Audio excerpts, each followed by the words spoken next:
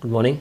நேற்று பார்த்த டார்கெட் ஒன்று நிஃப்டி கம்ப்ளீட் ஆகலை. ஸோ இன்னும் ஒரு லெவல் மேலே போக வேண்டியது இருக்கும். ஸோ இந்த ரெட் லைன் அப்படி இல்லைனா இந்த எல்லோ ரேஞ்ச், இந்த ஃபுல் ரேஞ்சில் ரிவர்சல் நடந்ததுன்னா வேலிடான ரிவர்சல். பட் எம் பேட்டர்ன் 5 மினிட்ஸில் ஃபார்ம் ஆகணும். அப்படி இல்லைனா அக்ரெசிவாக மார்க்கெட் கீழே விழணும். ஸோ ரெண்டுத்தில் ஏதாவது ஒன்று நடக்கணும். அதுக்கப்புறமா கேண்டில் க்ளோசிங் வந்து இந்த ரெட் லைனுக்கு கீழே க்ளோஸ் ஆகிடுச்சு அப்படின்னா ரெட் லைனை டேப் பண்ணும்போது என்ட்ரி. Minimum first target 22,444.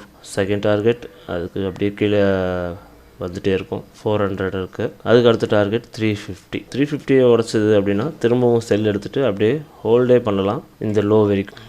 ஏன்னா அடுத்த நாள் இந்த லோவை தாண்டி தான் ஓப்பன் ஆகி இந்த லோவில் பவுன்ஸ் ஆகி தான் மார்க்கெட் கீழே இறங்கும் ஒருவேளை இந்த லைனை க்ளோஸ் பண்ணுச்சுன்னா. ஸோ இதுதான் மார்க்கெட், இப்படி தான் ரன் ஆகும். அடுத்து இது இப்போ இதே பிளான் படி வந்ததுன்னா இன்றைக்கி இந்த புட் ஆப்ஷன் பார்க்கலாம். கால் ஆப்ஷன் எடுக்கிற சுச்சுவேஷனில் இப்போ இல்லை. இங்கே போனால் புட் ஆப்ஷன் எதிர்பார்க்குறேன், அவ்வளோதான். அதுக்கு இங்கே போகிற ட்ரேட் நான் எடுக்கல. இந்த லெவலில் நான் அந்த ட்ரேடை முடிச்சாச்சு. இந்த லெவல் ஃபஸ்ட் லெவல் விட்டாச்சு. ஸோ இந்த லெவல் முடிச்சாச்சு. லாஸ்ட் லெவல் வேடிக்கை பார்த்து அப்சர்வேஷன் பார்த்துட்டு ஒரு எம் ஃபார்மேஷன் நடக்கணும். அப்படி இல்லைனா இந்த ரெட் கேண்டில் அக்ரெசிவாக மார்க்கெட் க்ளோஸ் பண்ணணும். ஆடியோ கேட்கலையா sir? Good morning sir. Good morning.